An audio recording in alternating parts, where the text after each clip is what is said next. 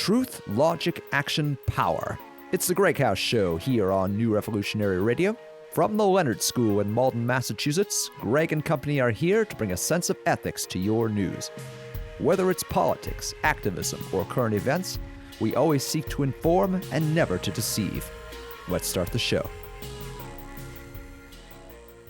Hello and welcome to episode 54 of the GreggHoush Show. That number is coming up a lot lately.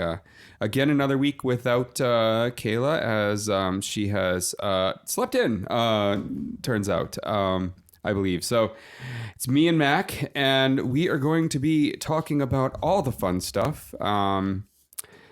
You know, my favorite thing to laugh at right now is, of course, Michael Cohen. Oh, yeah, that's just never-ending comedy. And then, of course, the biggest shitbag in the world, today anyways, Mike Pompeo. At least giving everyone else a run for their money. Like, how can this many bad people be associated so far to the top? Like, Ronny Jackson, Scott Pruitt. I mean, Cosby's not really at the top. He's just, the shitbag. Yeah. But... I mean, we could go through a list of other shitbags at the top, but most of them didn't do anything particularly newsworthy this week, so... Then we've got interesting news about the Postal Service, which I'm sure everyone's going to say, oh, that sounds boring. But, you know, it's strange. I'll tell you that. Yeah.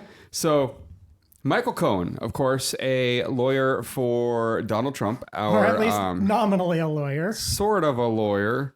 Not for long, I don't think. I think disbarment is in the near future. I mean, I don't know that he's going to be able to call himself a lawyer for all that much longer. So he wanted a temporary restraining order against the government to stop them from going through all the materials that, they seized. With a warrant. Yeah, with a warrant. Now, what he wanted this for was he then wanted his team to be able to go through the materials and decide what they were allowed to look at or not, based on attorney-client privilege. Of course, the government did not grant this. They nearly laughed at him in open court. Everyone was having just a grand time just making jabs fun of him. nonstop, right? I gotta say props to Assistant U.S. Attorney Tom McKay, who's part of the Public Corruption Unit, because, man, he was just killing it in court. Like, at one point, the judge suggested that, maybe the arguments should be done at sidebar and kept under seal because there were issues of confidentiality and there was an ongoing investigation. And, maybe we shouldn't be talking about some of this in open court. And he was just like, we're comfortable having this proceeding in open court and answering as many of the court's questions as we can. We'd like the public just like, to we hear don't give all a of shit. this. Let's talk it out. Yeah. You ready, Michael? Now, I would like to add, though, you just praised this person, Tom McKay there, and he can go fuck himself. Sure. But at the same time, in this one instance, I really like what he did that day. No, I'm giving him props for his performance in court on that particular day. I'm not Otherwise, saying... he's just another part of the problem. Right. But he also had a great one where... very early on when they were trying to get Michael Cohen to disclose who his actual legal clients were, because number 3, he was insisting that he had all these clients and thousands of pages of privileged documents and all this. And at one point, McKay was just like, Mr. Cohen has asserted that he has more attorneys of his own than he has clients. Like, what? Because he literally had more attorneys in the room than he claimed to have clients in his own filings. I love when the judge says, and I quote, it's not that you're bad people, it's just that you've miscited the law at times. And quote, withholding a client name is not in accordance with the law in this circuit. And this was, of course, in response to Cohen's attorney's attempt to avoid disclosing the identity of Cohen's third client, which we all now know is Sean Hannity. Which, man, that was... Who initially denied it. Right. Oh, there was that. That was great, too. His tweeting out, quote, Michael Cohen has never represented me in any matter. I have never retained him, received an invoice, or paid legal fees. I have occasionally had brief discussions with him about legal questions about which I wanted his input and perspective. And then, of course, on his show a little later after his lawyer came to him, slowly walks that he was back. Like, I might have handed him $10 and said, I definitely want your attorney-client privilege on this. Which, I mean, I guess it's good to know that Sean Hannity watched Breaking Bad. Yeah, right. Oh my God. It would have been nice if he'd actually run that statement by his lawyers before he'd said it. I mean, nice for him. I don't I don't have any attachment to, any of the people involved not getting in trouble for that. But Yeah. It's also it probably would have been smarter on his part. It's also now known that, of course, he has recorded many conversations with his clients, with people related, with other lawyers. And in these tapes, we should find proof of many violations of the law. One, simply recording people without getting their permission in states like California, where he did that. And the other person in the conversation has said he never gave permission. That would be fun, Keith Davidson, the lawyer for Stormy Daniels. The former lawyer, the one that actually originally negotiated the NDA between Trump and Daniels, and also did the same thing with the other porn star that we know that Trump slept with, Karen McDougal. Yep. So also, just to note, Keith Davidson is the one that Karen McDougal and others have suggested that he may have actually been working with Trump's attorney, not necessarily in the interest of his clients. Collusion. Yeah. Slightly illegal. Might be disbarred. Well, it wouldn't be the first time. He's lost his license a few times at this point. Yeah. So, we've also learned a lot about Michael Cohen in terms of his business dealings. His father went down for fraud, tax evasion, all kinds of fun stuff. Technically father-in-law, but father-in-law in the taxi business. And it turns out that Cohen might own a bunch of medallions in the taxi business. Whole bunch of them, which he got directly from said father-in-law. Who was evading taxes and committing fraud. And, of course, most of his taxi companies that actually held up these medallions, turns out were doing business with well-known taxi king of New York, Evgeny Friedman, who last year was stripped of his ability to hold a license and was then charged with tax fraud and grand larceny in connection with his taxi businesses. Shocking, right? So Cohen is in trouble from every angle he can possibly be in trouble from. Oh, yeah. And at this point, it's just, we've had a couple of stories where we're starting to hear things from people in Trump's inner circle being like, So, the type of person that gets around a Donald Trump is a Michael Cohen. Of course. Is a Michael Flynn. Yeah. These people who have, Manafort, all these people who have pasts that they definitely don't want the government looking at. How, if that's the average for the type of person that's around him, how is anyone left around him that hasn't already gone to Mueller and said, leave me the fuck alone and I'll give you everything? Yeah. Because every one of them that gets near him gets in trouble and definitely did what they're in trouble for. And got in trouble for something that doesn't even directly implicate Donald Trump, so they don't even have a reason to expect a pardon. Yeah, if you're near Trump at this point and you have a history that you do not want the FBI finding all the charges for you, why are you still near Trump? Why are you still his inner circle? Frankly, what is wrong with you? I feel like that statement actually involved two clauses that were redundant, because if you're part of Trump's inner circle, I can all but guarantee you have a record that you don't want the FBI digging into. You do not end up in that circle without that kind of record. It's a miracle. So there's that. Cohen is going down for everything you can name, him and his 14 phones. At least 14 phones that they confiscated. I think they said they'd handed over the contents they'd already gotten from 4 of them, and there are another dozen left waiting to process. So Kim Jong-un, as we speak right now, the notice just went out that he is the first North Korean leader of this regime to cross the border into South Korea. He has just crossed, and he is down there gonna talk. Here we go. Again, this is so strange to me that under a Trump presidency, North Korea could at least be partially solved. And I don't want him to have any wins. I'm in that mood at this point. I think I have been since he started running, but I don't know. It's a weird situation because I do want it better for the people on the ground in North Korea. Oh, though. Absolutely. So maybe this gets a little more aid in, gets some of the sanctions lifted, gets the nuclear program slowed down. All of these are very positive things. It's very interesting that these two really bad people have found a way that they might be looked upon good if they work together. And I think only because they're both such big pieces of shit is this working. I don't know. I honestly don't think that Trump actually has a whole lot to do with I mean, sending Pompeo over there, having one of the first real high-level conversations that we've had. That followed up after he had already started talking with South Korea. Like, South Korea is definitely kind of taking the lead there. And quite frankly, I don't think Trump could talk, or anyone in his inner circle could do anything that makes war less likely. Seriously, just none of them seem like those people. They do not. But no, it is interesting though, because on the one hand, we are getting a very clear shift in stance with these meetings between South Korean leaders and North Korean leaders, and now the U.S. administration going over to talk with them as well, and all that. And on the other hand, most of the rhetoric has sounded great, but it's been basically the exact same as what we've heard for 20 years. I mean, when North Korea talks about denuclearization, you look at what they talk about, and it's pretty clear they're happy to denuclearize as long as the entire Korean peninsula gets denuclearized, including the U.S. removing the nuclear umbrella from South Korea and Japan.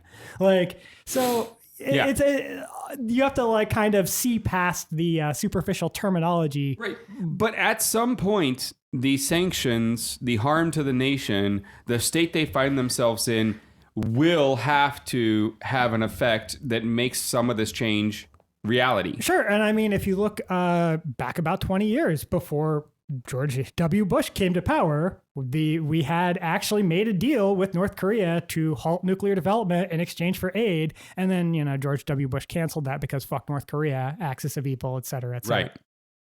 Because he was, George Bush. Right. So, it's certainly hardly inconceivable that we could get back to a point like that where, maybe things have been scaled back a bit in terms of the nuclear tensions and they're getting some more aid to help the people there. It's certainly not outside the realm of possibility. And I mean, I think anyone should at this point be hoping for that just for the sake of the people of North Korea. Yeah. They're all starving. So it'd be nice. That leads us into, of course, Mike Pompeo. Oh man, there is so many things I want to talk about. How much he's got to be Secretary of State. He is Secretary of State. He was confirmed. He's sworn in. He's now the Secretary of State. The former head of the CIA who is pro-torture. Expressly super. Gitmo was his favorite vacation spot. Yeah, he literally, not even 2 years ago, he's saying, Gitmo has been a goldmine of intelligence about radical Islamic terrorism. I have traveled to Gitmo and have seen the honorable and professional behavior of the American men and women in uniform who serve at the detention facility. And then proceed to follow it up by saying, the detainees at Gitmo are treated exceptionally well. End quote. I mean, he said more after that, but it didn't get better. It's utter insanity that he is now Secretary of State. It's still even more insane to me that before being confirmed and sworn in, he made the visit to North Korea. Right? That is just weird. Yeah, it really is. The timing on that does not seem right to me. I mean, there's so much about him that raises the question of who the fuck thought this guy should be Secretary of State. I mean, he doesn't like the Iran deal. He's expressly in favor of spying on Americans, has characterized counterterrorism efforts as being essentially a conflict between Christian and Muslim ideologies. He's just... he supports the death penalty for Edward Snowden. Yeah, he's just every single thing you can think of where the Secretary of State might be involved, he's been a shitbag consistently. It's amazing. And yet somehow this vote wasn't even fucking close. It was a 57-42. Half a dozen Democratic senators voted for this piece of shit. And let's name some fucking names here. Joe Donnelly, Dianne Feinstein, Maggie Hassan, Heidi Heitkamp, Tim Kaine, Amy Klobuchar, Tim Manchin, Claire McCaskill, Jack Reed, Brian Schatz, Chuck Schumer, Jan Shaheen, Mark Warner, and Sheldon Whitehouse. All of you can go fuck yourselves. And for this one, and Angus King too, because what the fuck, seriously? I mean, some of these people are just shitty human beings, so it's understandable. Yeah, Feinstein, Heitkamp, Kaine, none of those are good people. Manchin isn't a good person. No. But I don't know what the hell is up with Sheldon Whitehouse supporting this bullshit, but... that's out of character. Yeah, and Angus King is usually a better person than this. But yeah, man, a whole bunch of people need to have some shit come their way for that. And then meanwhile, weirdly enough, Rand Paul actually crossed lines to vote against the nomination of Pompeo, which After publicly coming out and saying that he would vote for Pompeo. and in fact, that statement that he made was about his position on the committee that advanced the Pompeo nomination to a floor vote.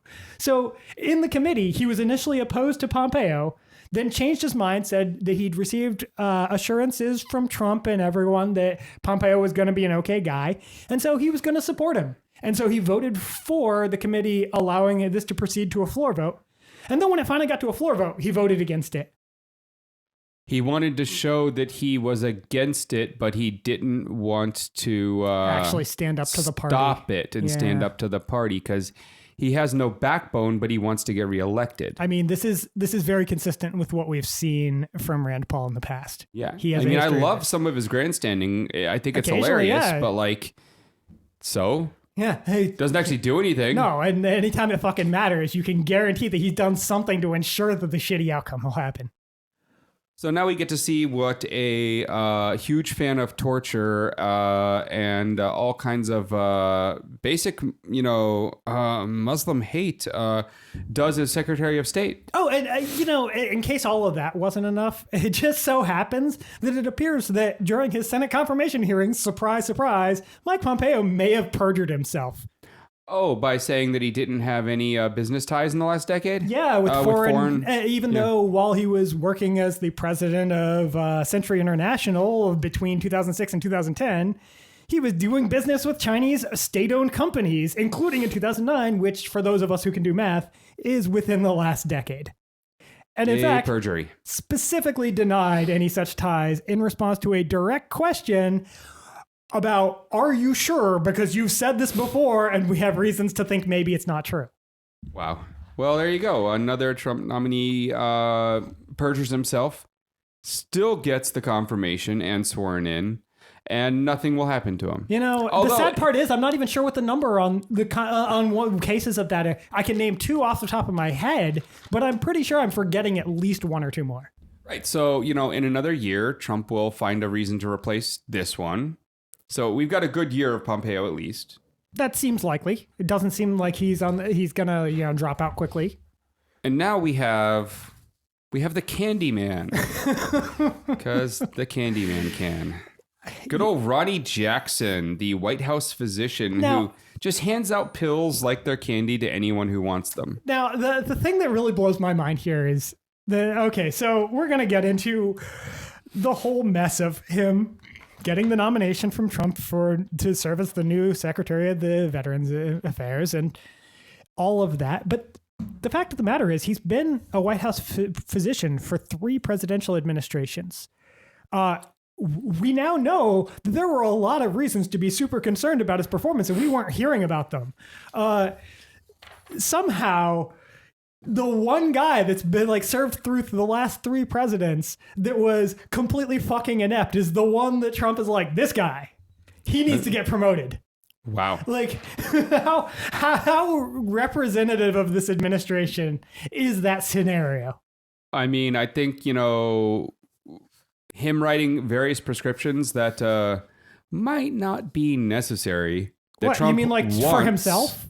Or for himself, or for Trump, or for any of Trump's friends, might help that. Might get him, that nomination. Hey, they didn't need prescriptions. He was handing out Ambien and Provigil at least to the White House staff and members of the news media on long overseas flights. That's what got him dubbed Candyman. Indeed. So the Candyman here gets nominated for the VA, and pretty quickly, everyone starts coming forward saying, wait a minute. Now, I didn't say anything before during 3 presidencies, but you remember that time he was drunk and crashed a car and the Secret Service fixed it? Or that time he was drunk, or that other time he was drunk, or that time he was drunk, or that time he was drunk and beat on the door of a female White House, was it staffers? I think it was actually one of his own employees. One of his own employees, hotel rooms, until the Secret Service had to say stop. Because they were concerned that this was going to bother the president. That's how bad it was. And it just kept getting worse until finally through some form of magic, I guess, the nomination has been withdrawn. He withdrew it himself. Yeah, I mean, apparently. Wow. I mean, it must have been himself because every time this seems to happen, otherwise Trump gets, more enthusiastic about them, it seems. Right? So, it's just another sign that, Trump has no idea what he's doing. And if you're walking down the hall and say something that he thinks might be smart for a minute, then that's the next thing he does, the next thing he believes. And literally, the head of the VA needed to be replaced. And, well, that guy's a doctor. He's like served at the White House. He's right next to me. This guy will do. Literally, it's because the guy was in the room. Yeah. It's just, he could see him, and like some child with problems with object permanence, the only doctor that existed at that moment was the one he could see. Well, he just couldn't remember any other names. Okay. I mean, what the hell, man? I can't believe that somehow we were told that he was going to hire nothing but the best people, and yet consistently, if you picked someone from the population at random to fill any given position, they would be a better choice than who he actually gets. It's absolutely insanity. So then, of course, we get to another great Trump nominee, Scott Pruitt, who we talked about a couple of weeks back. Scott Pruitt, of course, hates America, hates the world, hates the earth itself. Hates the concept of science. Hates science, and really hates the Clean Power Plan. Oh, yeah. If you are attempting in any way to do anything that might take a penny out of the fossil fuel industry's pockets, Scott Pruitt will work against you.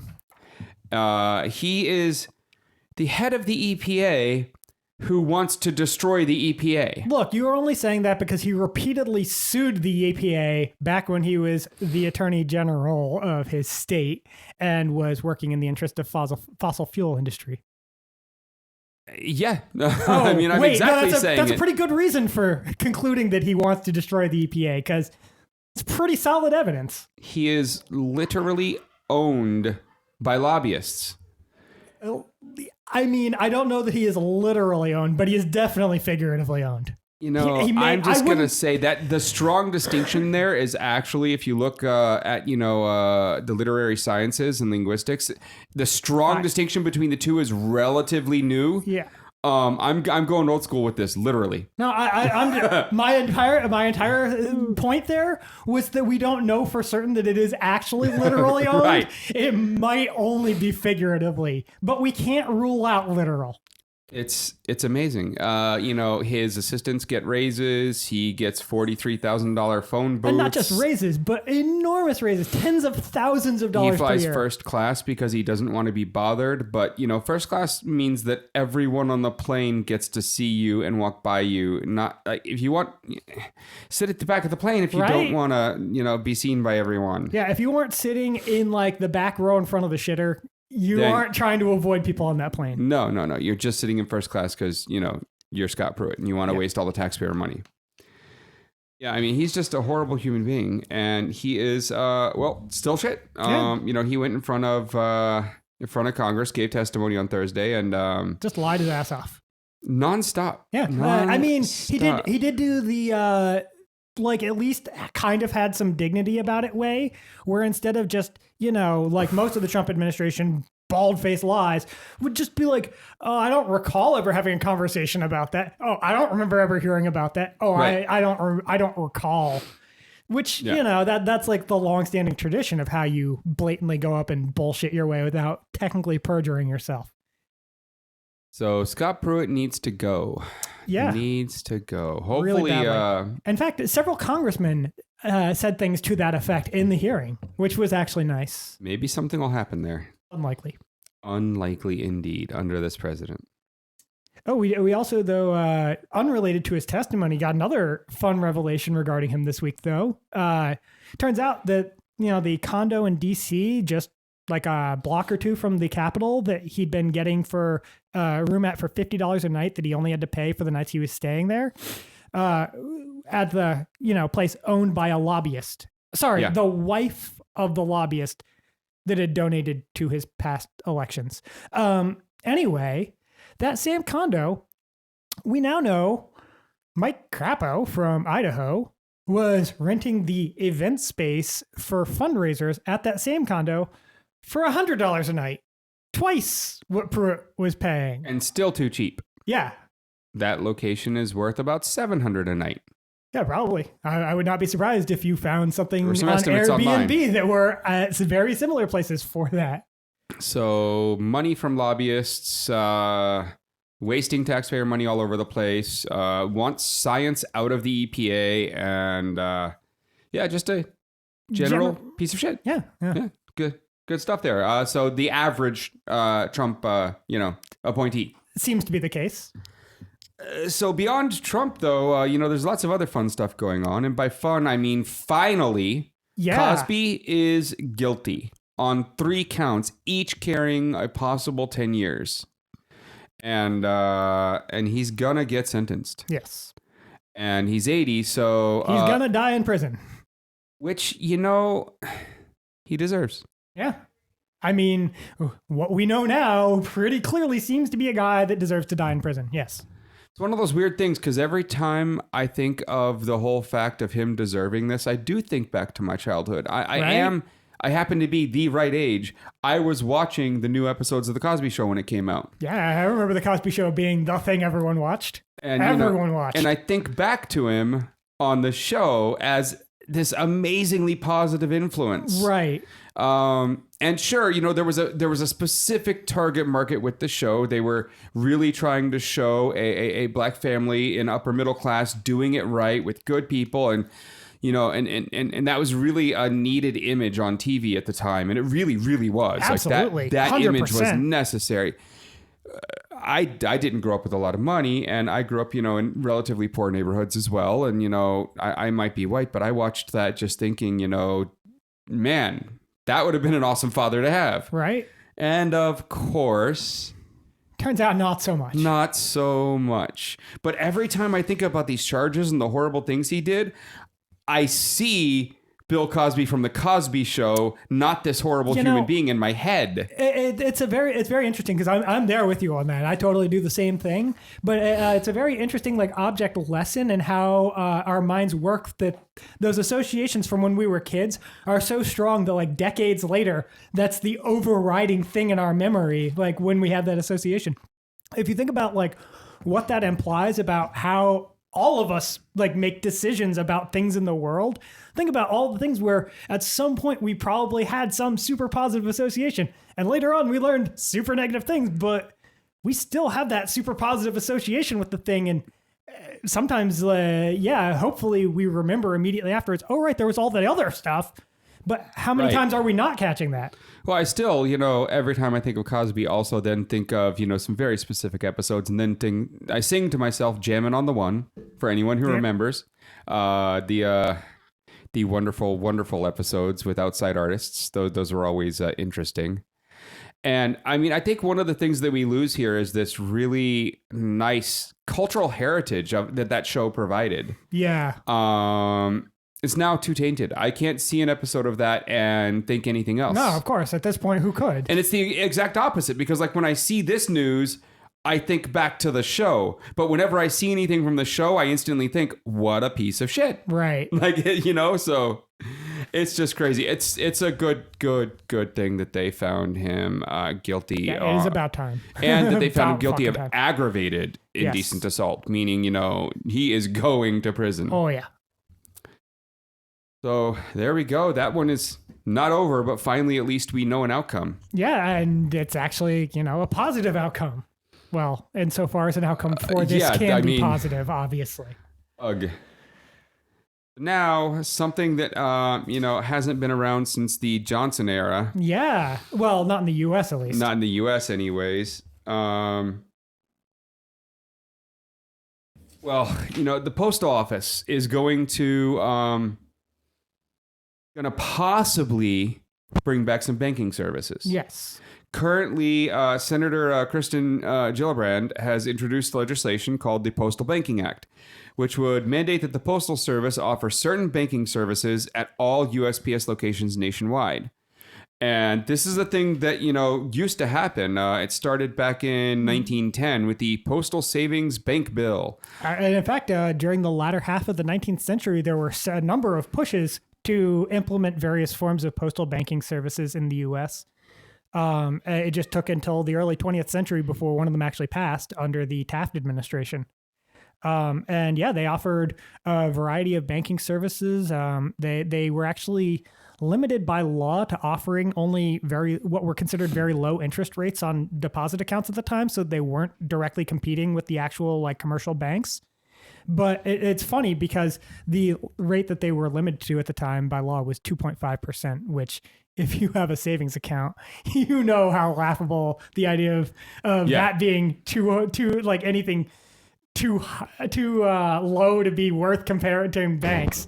Like that is not the situation we are facing today. But the bill would mandate that the United States Postal Service offer these various services primarily targeted at direct competition with payday loans at every single one of the USPS locations nationwide.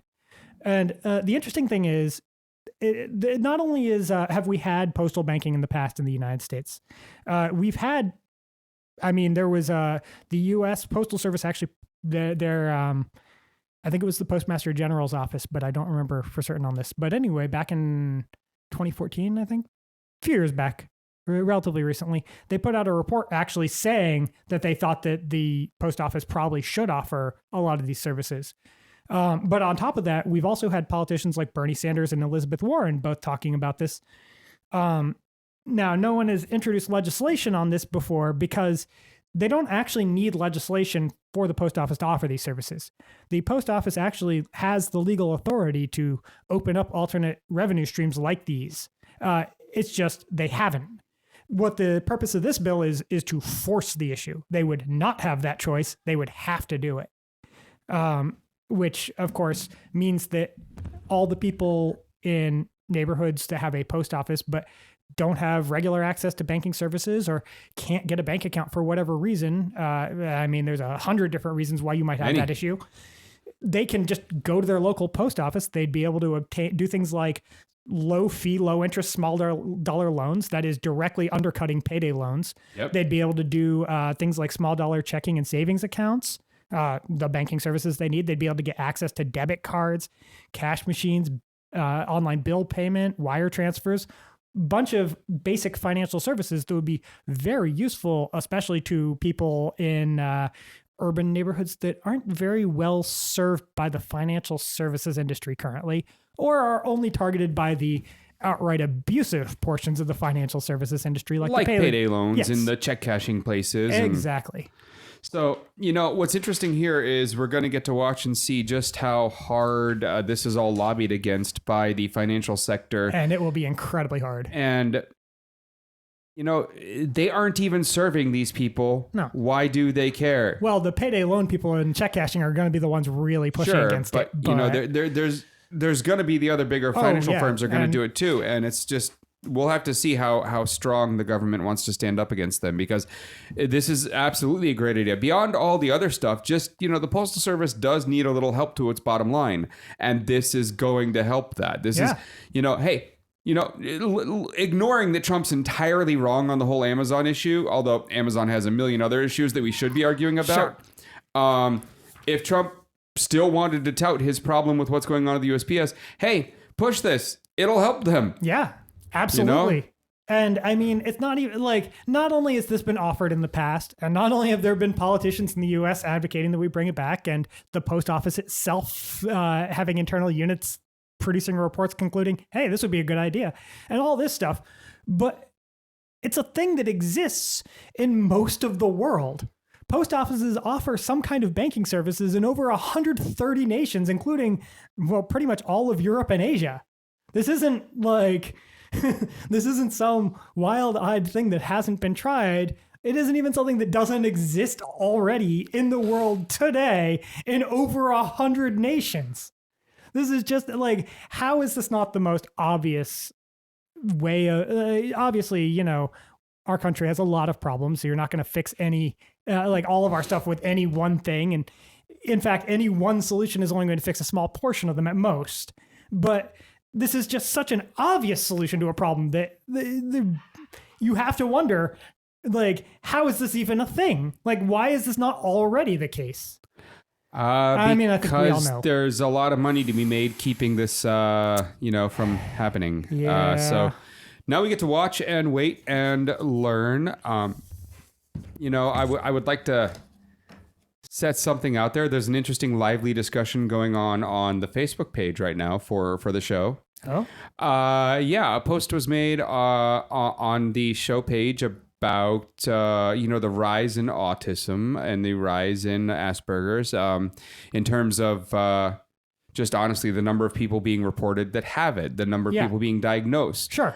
And the argument is, of course, going down all the standard rabbit holes, everything from the anti-vaxxer to the detection techniques are better now to, just all these fun rabbit holes.